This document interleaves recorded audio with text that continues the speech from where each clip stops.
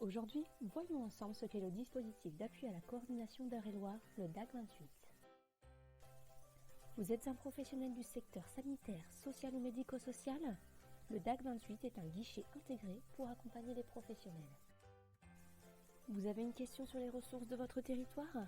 Aide financière, structure, dispositif, réseau? L'équipe du DAC répond à vos interrogations et vous oriente vers la solution la plus adaptée. Vous êtes confronté à une difficulté face à un parcours de santé individuel complexe? Utilisez notre formulaire de demande d'appui en ligne et retournez-le-nous par mail ou par voie postale. Vous souhaitez un soutien dans vos initiatives et pratiques professionnelles? L'appui à la structuration des parcours de santé et la coordination territoriale sont les missions du DAC 28. Pour aller plus loin, penchons-nous sur un cas concret d'appui à la coordination. Robert est un homme de 78 ans. Il est veuf depuis 5 ans. Il est atteint de la maladie de Parkinson et sa perte d'autonomie est consécutive à l'évolution de sa maladie. L'infirmière libérale, qui s'occupe de l'administration des traitements, s'inquiète face à l'aggravation de l'état de santé de Robert. Elle est en difficulté face à la perte d'autonomie de Robert et l'absence d'aide à domicile. Cette dernière nous fait donc part d'une demande d'appui, accompagnée du consentement signé par Robert. Le processus est lancé. Les assistants de coordination du DAC 28 reçoivent la demande. Celle-ci est étudiée par l'équipe pluridisciplinaire du DAC 28. Après lecture et analyse, l'appui à la coordination par l'équipe du DAC est validé et les pistes d'action sont élaborées collégialement. Thomas, coordinateur de parcours au DAC 28, est désigné référent du dossier. Suite au staff, il informe le demandeur, le médecin traitant et la fille de Robert de l'intervention du DAC 28.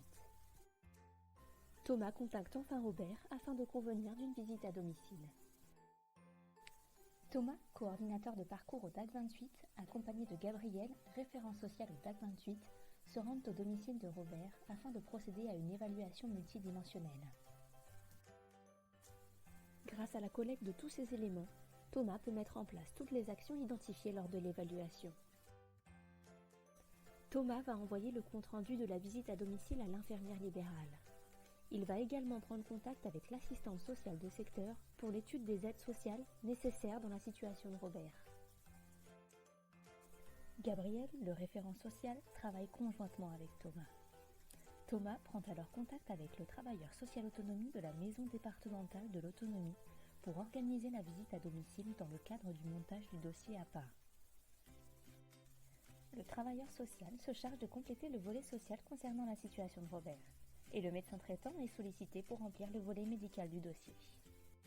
Dans l'attente de la mise en place des aides du plan APA, Thomas se met en relation avec le médecin traitant pour obtenir une prescription d'aide à domicile qui sera prise en charge par la CPAM.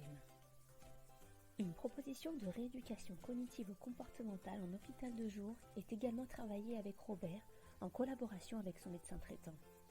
Enfin, il informera la fille de Robert de l'avancée de la prise en charge ainsi que tous les partenaires identifiés. Aujourd'hui, Robert est serein. Une relation de confiance est installée avec tous les partenaires. Robert a pu conserver le maximum d'autonomie grâce aux aides à domicile. Thomas lui a également proposé des groupes de parole pour les personnes atteintes de la maladie de Parkinson. Thomas et Gabriel suivront le dossier jusqu'à sa stabilisation.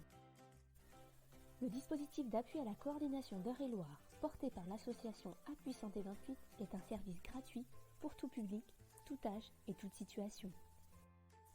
N'hésitez pas, l'équipe du DAC est à votre disposition.